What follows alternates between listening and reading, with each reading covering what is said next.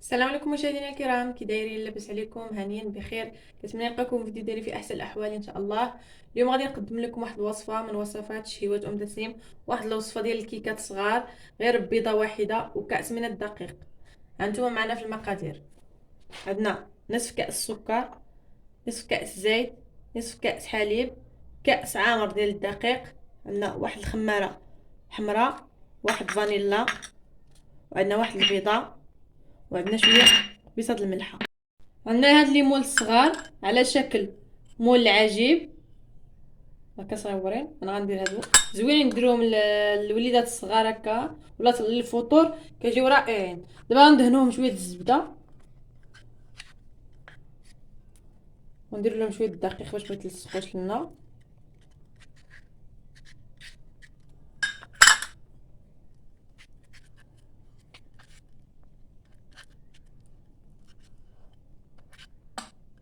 بعد ما دهنا لي مول ديالنا بالزبده، دابا غنديرو فوقهم شويه ديال الدقيق باش ما يتلصقوش لنا.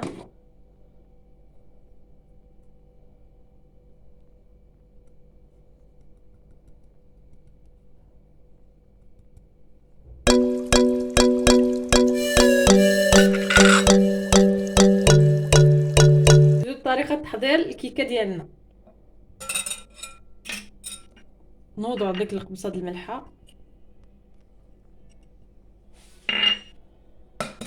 وغنوضعو البيضه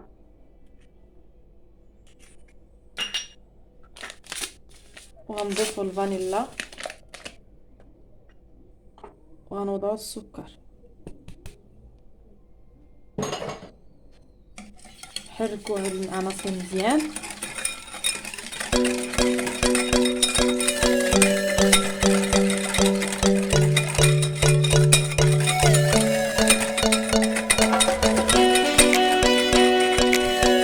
اللي ما توفرش عنده هاد الليمون ممكن يدير غير الكيكه عاديه، وضعف المول العجيب الكبير، يضاعف المقادير، جوج بيضات هكا وتضاعفي المقادير ديال العناصر.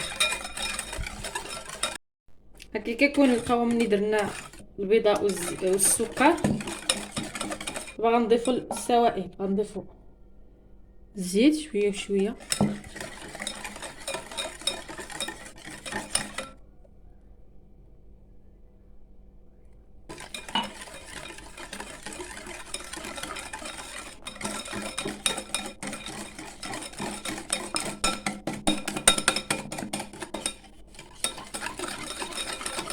وغنضيفو نصف كاس حليب،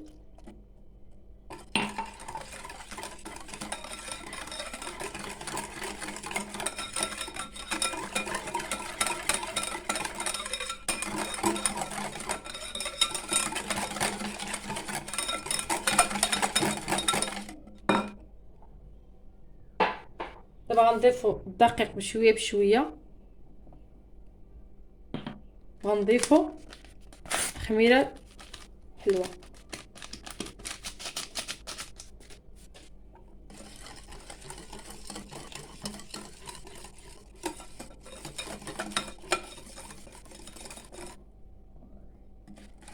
القوام ديالهم كيجيو بحال الكيكه العاديه، ما يكونش ثقيل بزاف.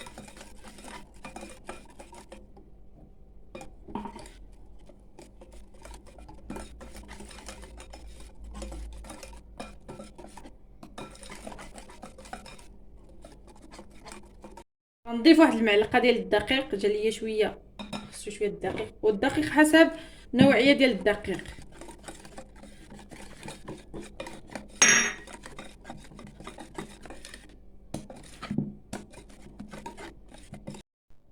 ها القوام ديال الكيكه ديالنا كي كيجي. دابا غادي نعمروهم في ليمول ديالنا، ما غاديش نعمروهم، نديرو غير النص باش مازال غيتنفخوا لينا في الفران.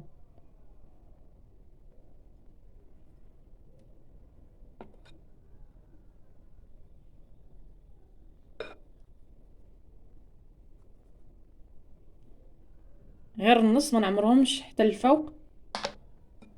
غنزيد لكم واحد ثاني.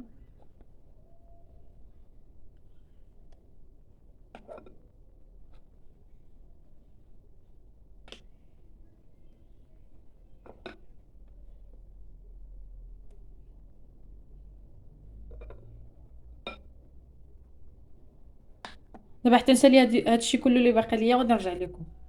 بعد ما عمرنا الكيكات ديالنا الصغار، هذاك المقياس ديال الخليط اللي عطانا 10 ديال القطع كيكه صغيره. دابا عندنا واحد الزنقه غادي نوضعوها فيهم، ندخلوهم الفران.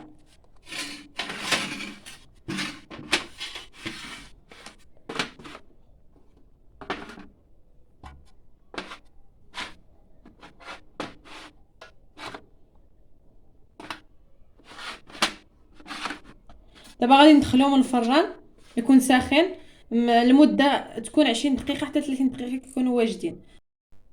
ها الكيكات ديالنا الصغار بعد ما خرجناهم من الفران كيجيو على هذا الشكل. دابا غادي نعمروهم بلا كريم. هانتوما معنا لا كريم ديالنا. كنحتاجو المقادير: عندنا كاس حليب، عندنا قشور حامضه محكوكه، عندنا للتزيين شويه د الحامض مقطع شرائح صغار، 2 معالق ديال الكريم باتيسير. اللي ما متواجدش عنده كريم باتيسير يدير 2 معالق ديال النشا، 3 معالق ديال السكر، عندنا عصير حامضه. دابا طريقه تحضير هذا الكريم: نوضعوا كاس ديال الحليب وغنديروا داك عصير حامضه، غنوضعوا داك قشره ديال الحامض، وغنوضعوا السكر،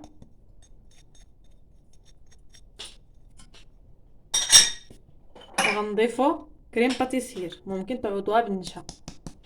دابا نحركو مزيان وغادي نوضعوها فوق البوطه عقاد، وغادي تشوفوا معايا. هانتوما معايا دابا نبقاو نحركو مزيان هكا حتى يعقد لينا الخليط ديالنا. هانتوما معنا حتى تشوفوا حتى يعقد. دابا ملي كيعقد لينا نطفيو عليه. دابا راه يعقد مزيان. مباشره خصنا نعمرو به دوك الكيكات ديالنا باش ما يعقدش بزاف داك لاكريم.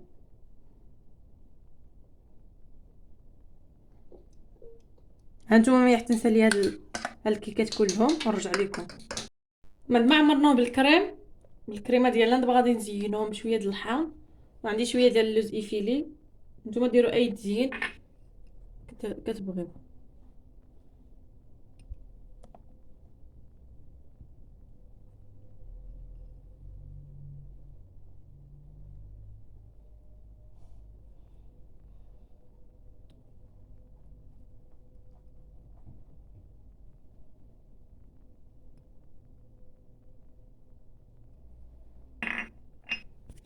دابا عندي شويه ديال اللوز نزوقو بهم هكا.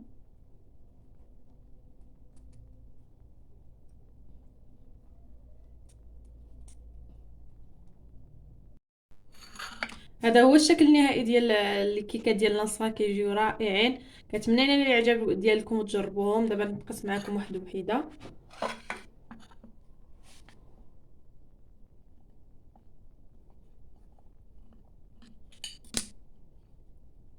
هكا كيجيو من الداخل. هكا كتجي الكيكه